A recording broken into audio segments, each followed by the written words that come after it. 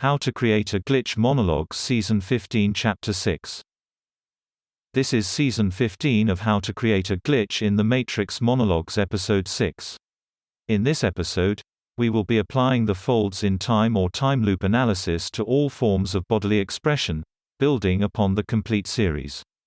To start out, the concept of folds in time was introduced using the quantum eraser delayed choice experiment. The general thesis was that the same principle outlined in that episode can illuminate how it is possible to experience multiplicity. I would go further to say that this principle also explains multiple levels of meaning, different forms of emphasis, and glitches of many kinds. In previous podcasts, I explained how reality is nested, so to speak, or multi-leveled.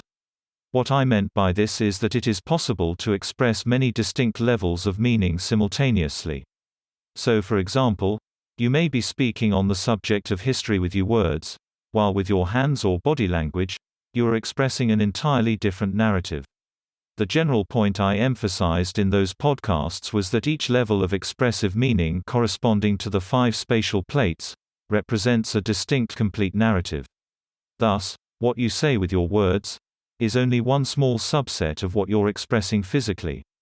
Each level of expressive language is complete, meaning it could comprise a distinct reality in and of itself. The implication of all this is the following.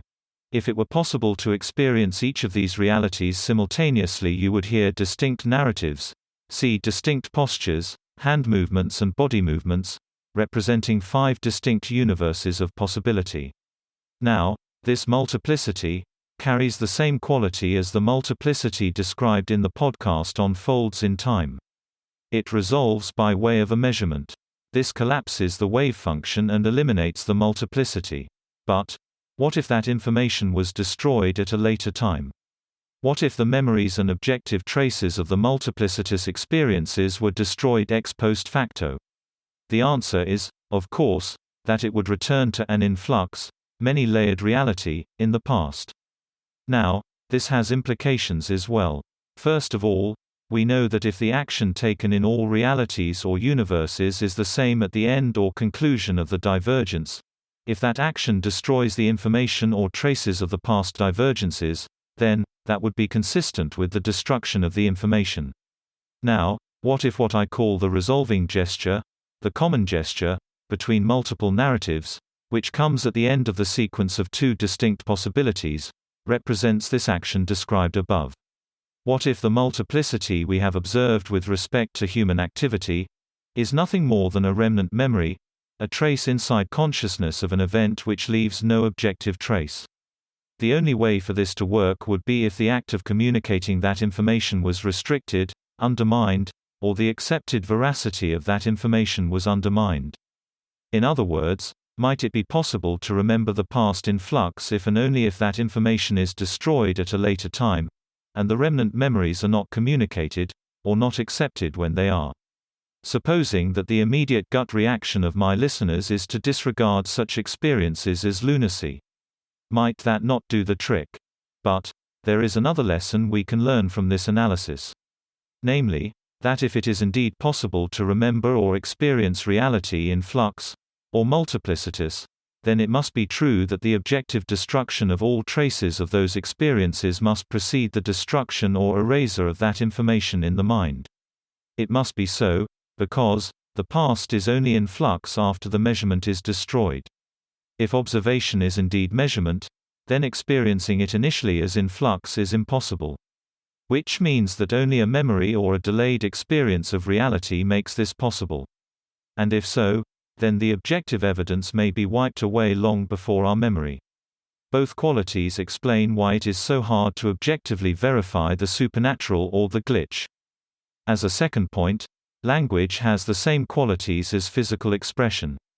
It is possible for language to possess many meanings, discrete meanings, parallel realities, all corresponding to the same word choice. Thus, we can say that multiplicity is not just about reality being in flux physically, as a reflection of the parallel divergent narratives of physical expression. No, it is also about the multiplicity of meaning inherent in tone and emphasis. In past episodes we talked about how identity is reflected in the emphasis others put on our body language and vocal expression. We talked about how this emphasis determines the meaning that we express. Now, what this tells us is that the same quantity of multiplicity is inherent to vocal and written language, revealing a transmutation of our identity with each variation in tone or intonation. Not only is what we do in the past subject to multiplicitous realities, who we are is as well. If we imagine that in each moment of observation, the past is multiplicitous, with divergent realities tangentially converging on us, to the extent that we do not remember, we can see that the present and what we observe of others' behavior, which we assume has a coherent, consistent linear past, has no link to the past we remember. In effect, every present moment stands above an infinite sequence of pasts, the present merely being the event which unifies all of them, and destroys the objective evidence that they ever happened. That's the end of the podcast for today. If you enjoyed it, please like, comment, and subscribe.